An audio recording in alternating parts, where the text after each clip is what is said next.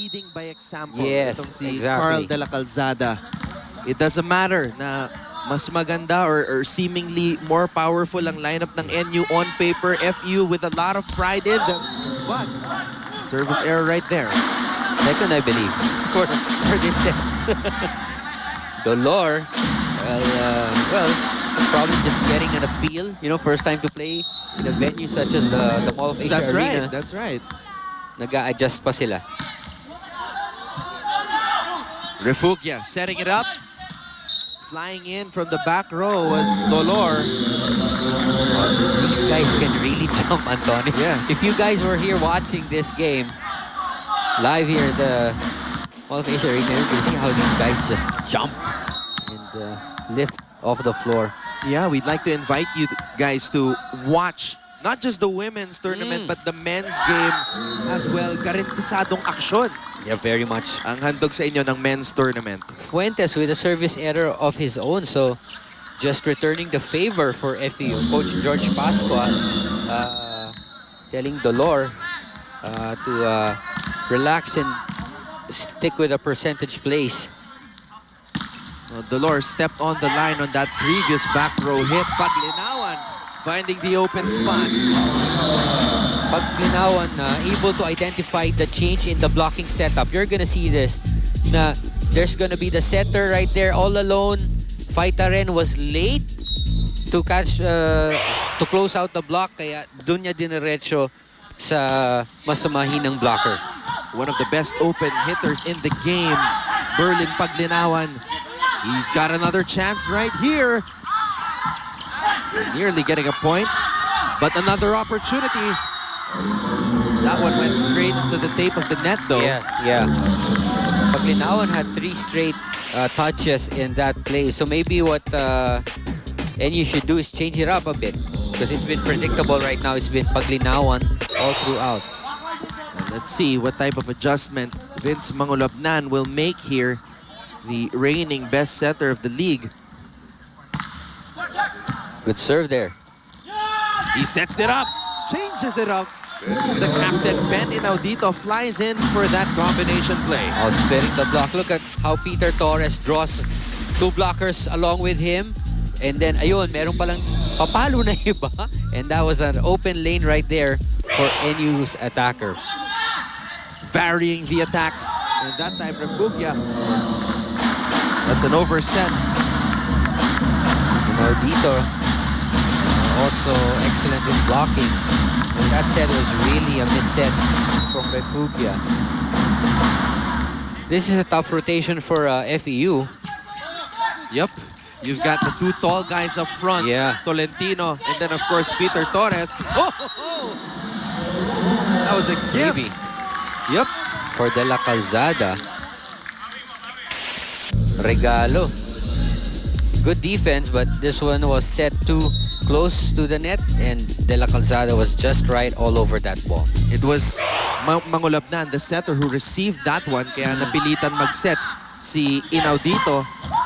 Inaudito trying to get the point back, but his hit goes too wide. That was a good set from Mangolabnan because Inaudito only had a single blocker in front of him. But it was a miss hit, so he hit it too wide. Another one of those close ones, Anton. And you were just talking about how important this first set will be. That's right.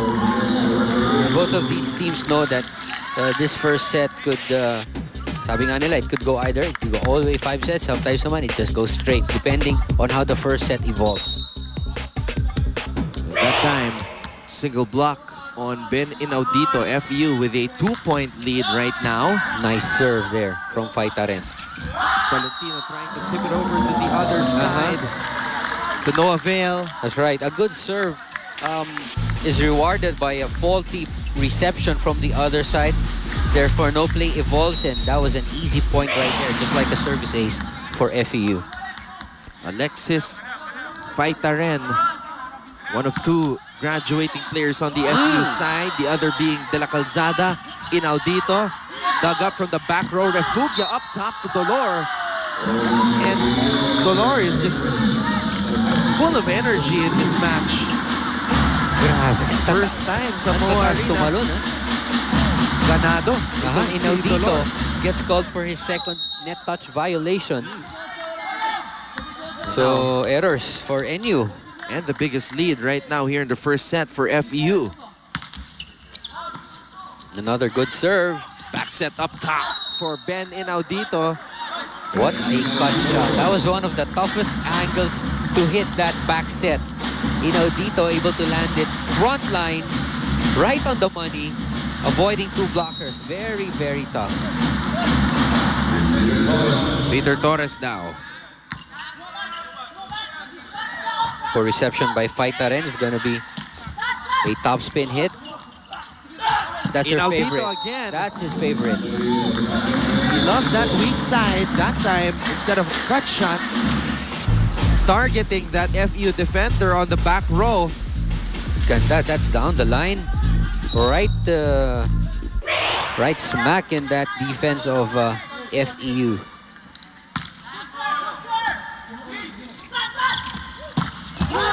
Popped up by Mangolabnan. Refugia goes up top to That's Dolor. too low. Yeah, that set was too low. Back set once again. Ben Inaudito. That has been the sweet spot Yeah. for NU. Yeah, that's where the money is right now.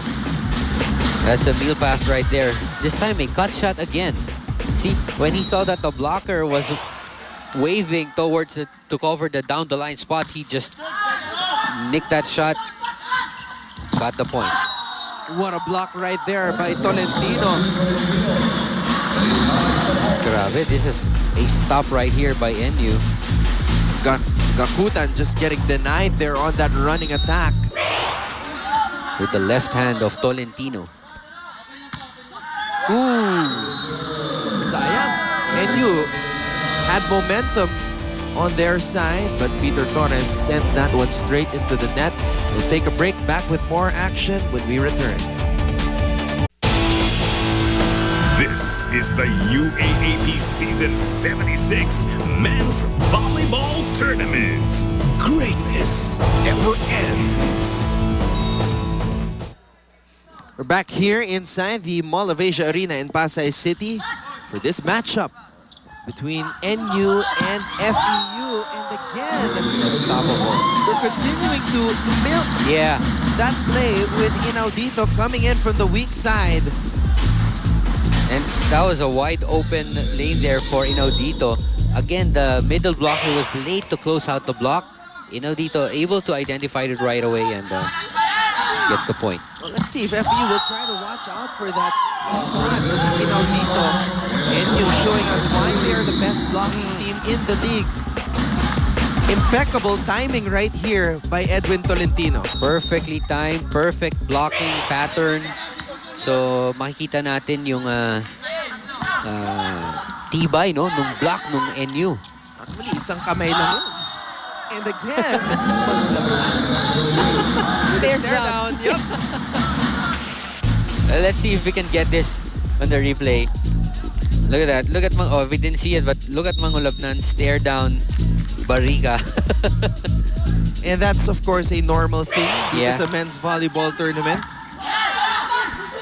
Kasama sa laro yan. Tolentino still had a touch on that block. Oh, single block, no problem. Edwin Tolentino putting up a wall on the outside all by himself.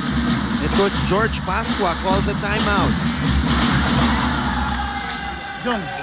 Boys, hindi tayo pwedeng lumaban ng dinan sa kanila, okay?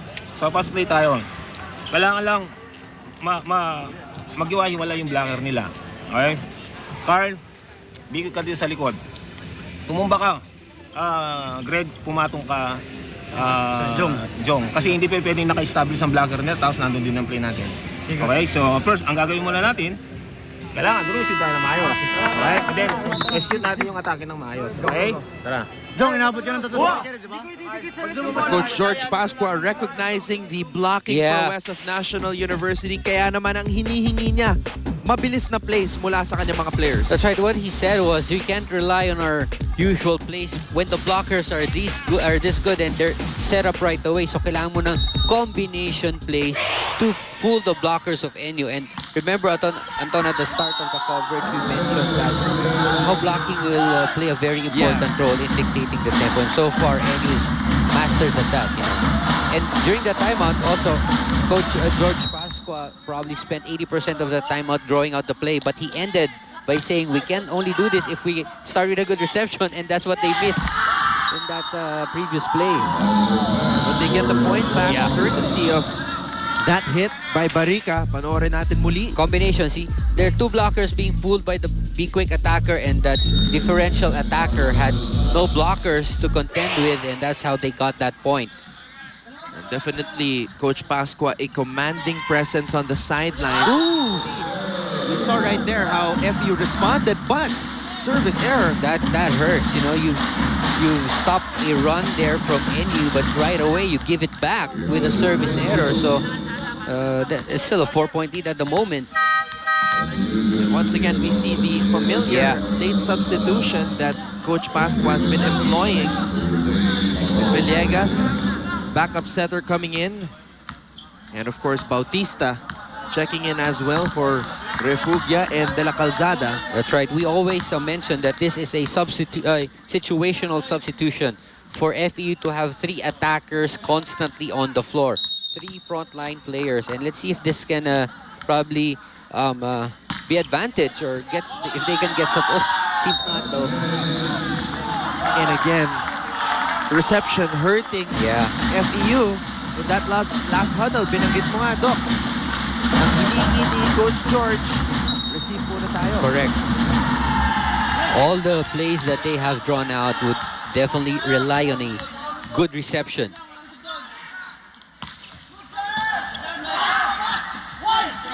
Bautista flies in.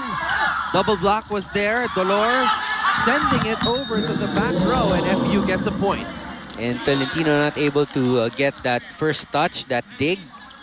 Wasn't such a strong hit, pero caught flat-footed itong si Tolentino. FEU they have to make the run right now.